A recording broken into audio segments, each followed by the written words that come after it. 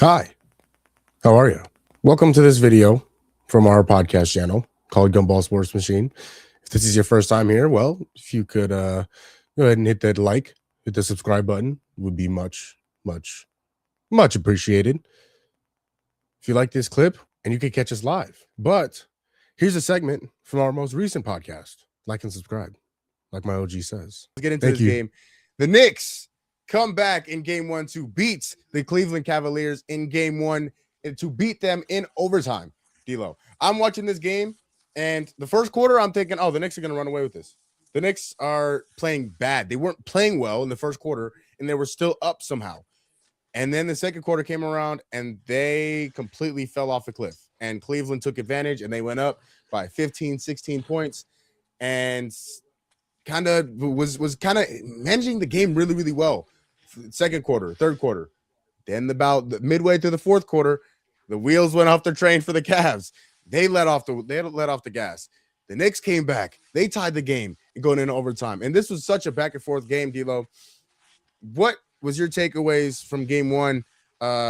Again, in overtime, another overtime game. Obviously, we're going to talk about the Spurs and OKC here in a few minutes, but your takeaways from game one of the Eastern Conference Finals. Listen, we were talking about it before we started. I didn't turn the game on after after the Cavs went up. I turned the game off. I wasn't watching the rest of the game. I'm like, yeah, this game's over. It's cool. I shouldn't have done it because apparently it turned into apparently it turned into a great game. But it you can you blame me? It was No. 93-71 in the fourth quarter. I'm like, yeah, they're like we're done here. Um, and then the Knicks scored the Knicks scored 30-10 to close the game out. Like I don't know what to tell you. Um, no, I mean this is what Cleveland does. They are I've said it for so long that they're masterful choke artists. They they're really good at it. I don't know how they made it this far. They should have lost in the first round, and then they definitely should have lost in the second round. And now here we are in the third round. And I said it again before the pod. I think that they get swept by New York. I don't think they win a game against this New York team, especially with how New York has been playing really all playoffs, to be honest. Like they've been ever since what that second game in or that second loss in Atlanta, Yep. they haven't put their foot off the gas. And it looked like they did tonight, and then they put it right back on the gas pedal. I don't see them losing a game to any team in the East right now. I really don't. I don't see them having a challenge until they face up against any of those two in the West. And even then, I don't even know if the Knicks will be a competition for them either. And we'll talk about that later. But they've looked really good in the East. Obviously, they swept Philly. They beat the brakes out of the Hawks by like 50 plus on their last game there. And then they made this 20-point comeback when they really could have laid down, and they didn't. So, I mean, you got to give props to New York. Um, Cleveland, we knew what we were going to get ourselves into when you get the James Harden experience. He's been quite terrible most of the playoffs. He has. Because that's what he does. He had one or two good playoff runs, and everything else, he's kind of a stinker when it Yeah. comes to the playoffs. Um, and defensively, oh my God, I He's a turned cone. He's a sitting duck. He's a sitting duck defensively. when I turned the game off. Then when they were up 20, it was fine. But Jamal, obviously, shout out to that guy, was watching the game and was telling me that he was getting hunted every single play. And it's not like that's just a New York thing. Every other team was doing it. They hunt James Harden because That's a universal thing. he's a liability. And it's crazy because they have two. Because I would hunt Donovan Mitchell too. I would hunt him too. Yeah. He's not a great defender either. Mm-mm. They just had Darius Garland, who was more huntable before, and now you have James Harden, who is still more huntable. Yeah. Like Donovan Mitchell is just getting lucky. Like Yeah. he's not safe. He's Um, just he's the better of the worst defenders. yeah, and he is. That's it. And they kind of mask it during the regular season by hiding, Mobley and Allen on the back line so that it bolsters them. You can't do that during the playoffs, and especially not against New York, where Jared Allen is being drawn out to the 3-point line by Cat, and Josh Hart and OG Anunoby are on the 3-point line drawing out Mobley. You don't have that back line anymore. So Jalen Brunson gets to do whatever the hell he wants. And you saw that tonight. Yeah. You saw it. He got whatever he wanted. Yeah. So I don't think that the Cavs win a game in this series. And, I would love for them to prove me wrong. But I They just think would. that New York has too much for the Cavs to handle. You wouldn't love that. You would love for them Oh, to get I, swept. I would absolutely love it. I would be ecstatic. I'm running straight to the group chat. I should go respond to Kevin now that I think about it. He was Uh, he was in there talking to himself actually Kevin, about James Harden. he may never show his face on this podcast again. No, he Kevin. won't. No. And he won't. No. No. So Kev, if you're watching this, the Cavs suck and Yeah. you shouldn't have traded for James Harden. I don't know what to tell you. Real quick, on Gucci was in the comments and he's saying the same thing. He said, why did he leave James Harden in the game? At some point, it's like, okay, Didn't I tell you? he can handle the ball, he can score the ball, but at some point, he's getting attacked every single possession, and it's not like they're trapping, right? Okay, oh snap, James Harden is on Jalen Brunson. Bring another defender and figure and rotate. And once you get two defenders on Jalen Brunson, okay, figure it out after that. But they were leaving him one-on-one. They weren't even attempting to trap and get the ball out of his hands. He also said Harden just sold the game for show. Somebody hit big tonight. He not even trying. He like facts. That's what it is. Yeah. James Harden almost single-handedly lost this game for them. Especially on the defensive end of the basketball. And you see, the thing is that prime James Harden, you could leave on the floor because while he was getting hunted defensively, he was making up for it by dropping 40 points. He can't do that game. now. No, he can't do it. No, he can't. And it sucks to watch because that was our childhood. And that was, 15, 16 years old watching James Harden go drop 35 a night and win the MVP.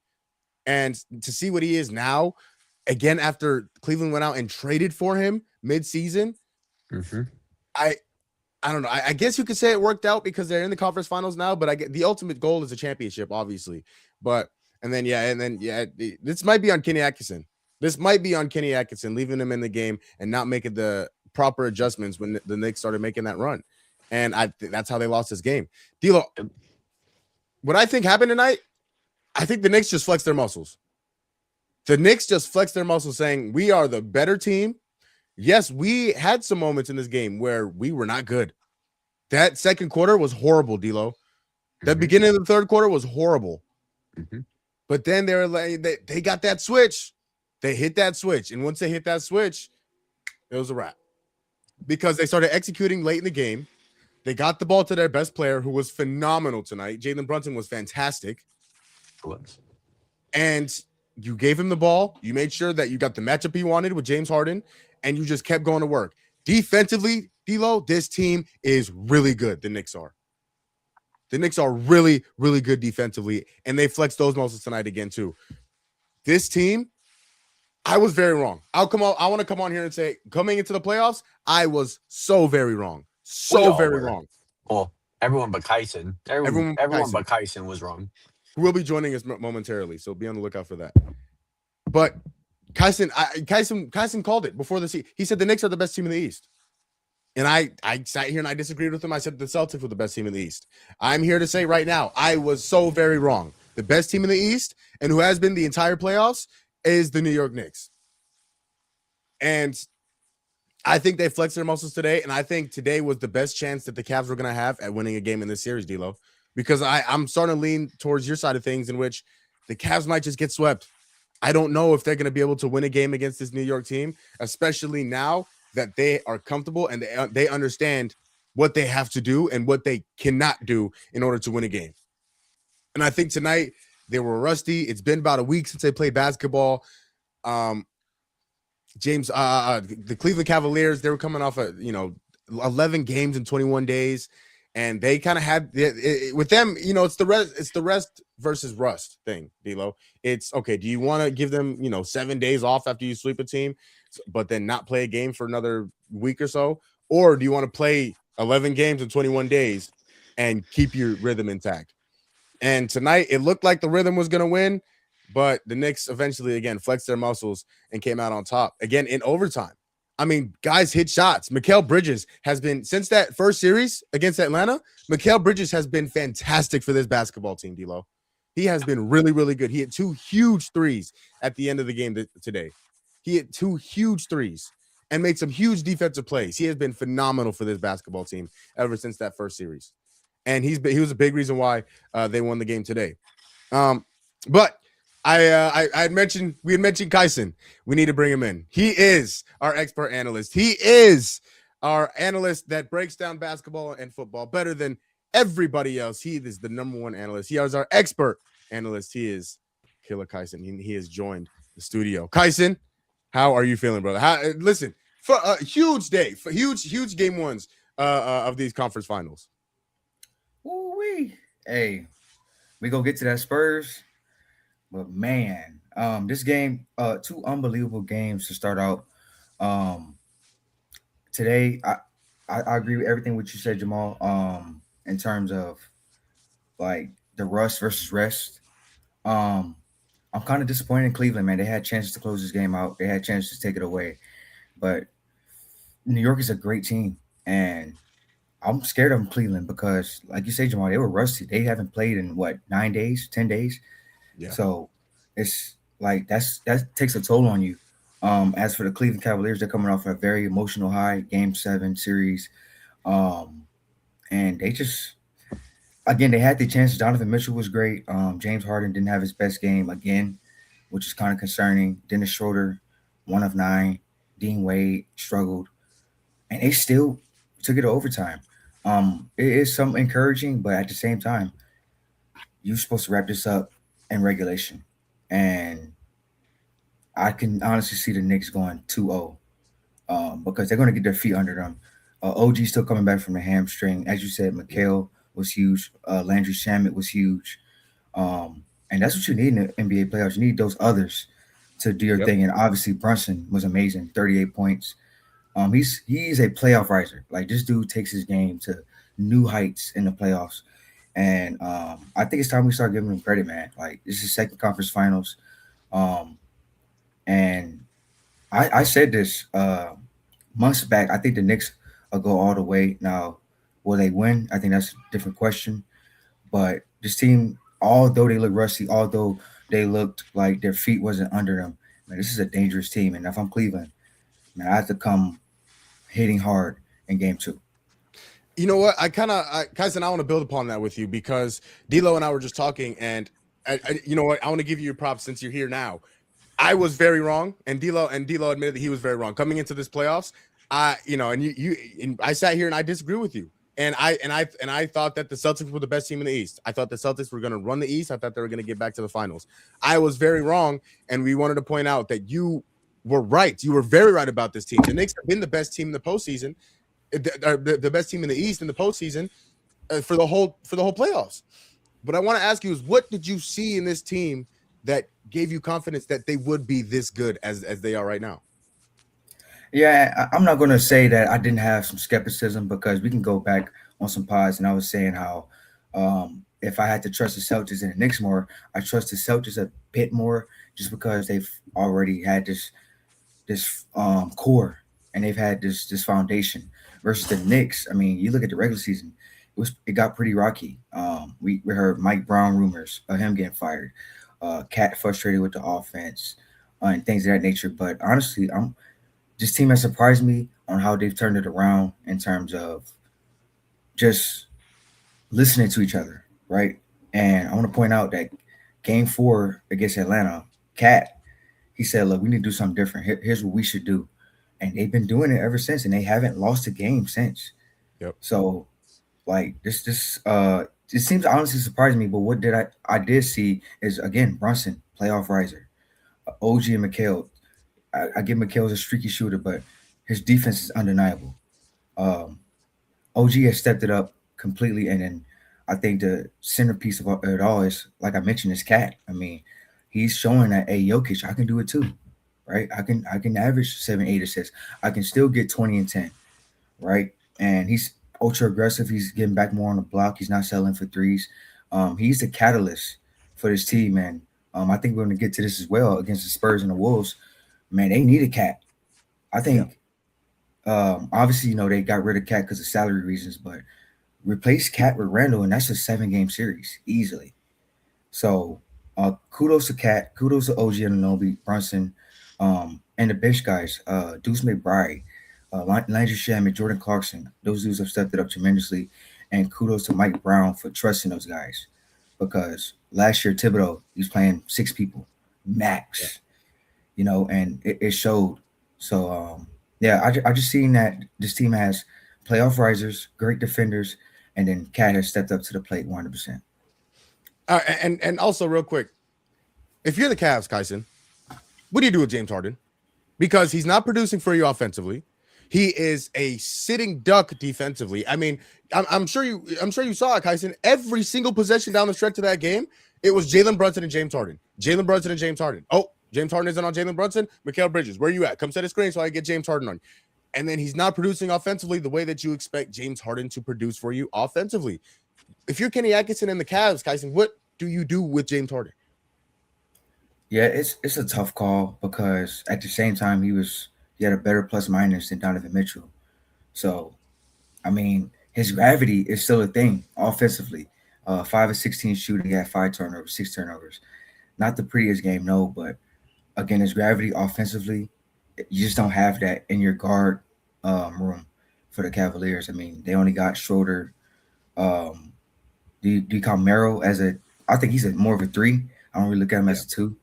So is Dean Wade. So you only really have 3 guards total that's playable right now. And Schroeder was horrible also, 1 for 9. Yeah, he was. And plus minus is a tricky stat, because he had a better plus minus than both of those guys. Yeah. Right. So it's you don't think Keon's playable? Keon, I checked his plus minus. I think he was like plus 9. When he was in the game, great things happen, but we need to score. And D'Lo, I think you pointed this out months ago about how it's no such thing as, like, no defense can stop these offenses nowadays. It's just about them getting unlucky, right? And Keon Ellis, if let's say, all right, he's playing good defense, but then we can't get a bucket out of him on, like, Oscar Thomas type of situation, and we need facilitating, we need shot making. I just don't think he provides that at a high enough level for the playoffs. But his defense, as Kevin has always said, is amazing. But for Harden, I would just say, man, he's got to pick it up. I mean, he's got to wake up. First conference finals in 8 years, and the last time he was in the conference finals, he had a decent game 7, although we missed 27 missed threes. Yeah, and then also game 7 against Detroit, 9-5. And I'm the biggest, hardest fan out there. So it's definitely disappointing, but I think he needs to play off ball more. Remember when Donovan Mitchell had 42? Yeah, that was because of James Harden. Yeah, he played fed him the ball and then played off ball. He needs to get back to that, and that needs to be his role, because Donovan Mitchell played great today. It's time to give all the offensive responsibility to Donovan and have Harden just play off that. I think that would be the best strategy. And defense is the defense. Yeah, it's tough. It's like Kyson, we were talking about it a little bit before. It's like, it's not like you have much better options defensively. I mean, Max Strus is an okay defender.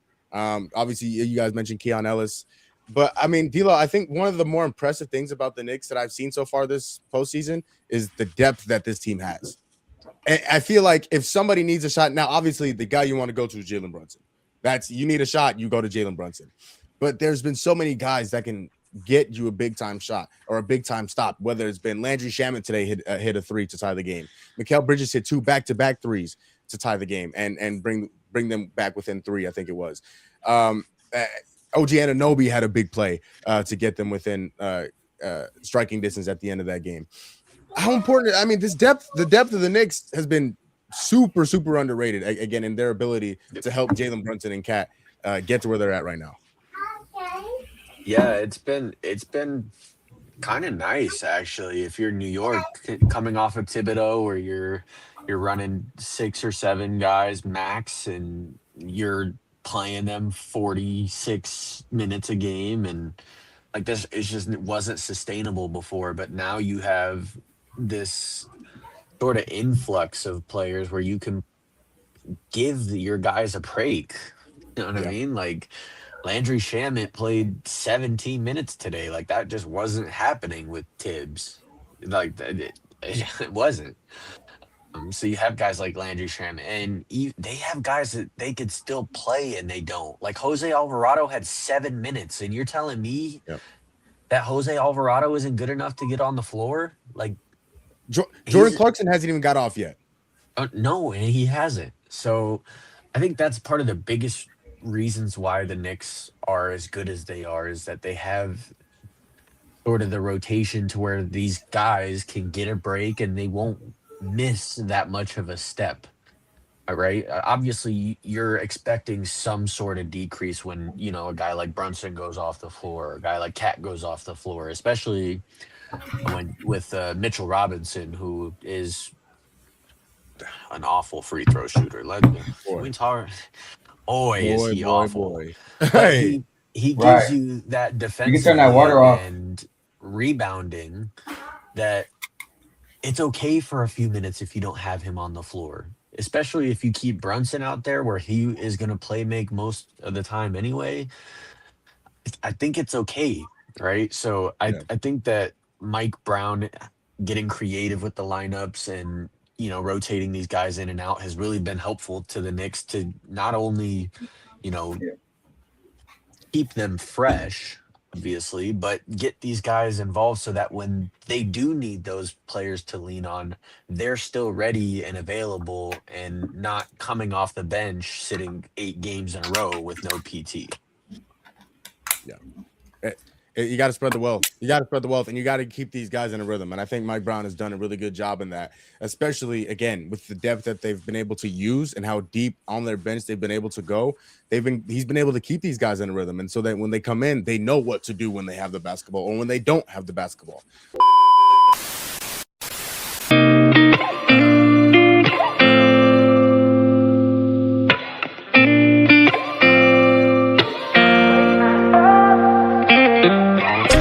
Gotta find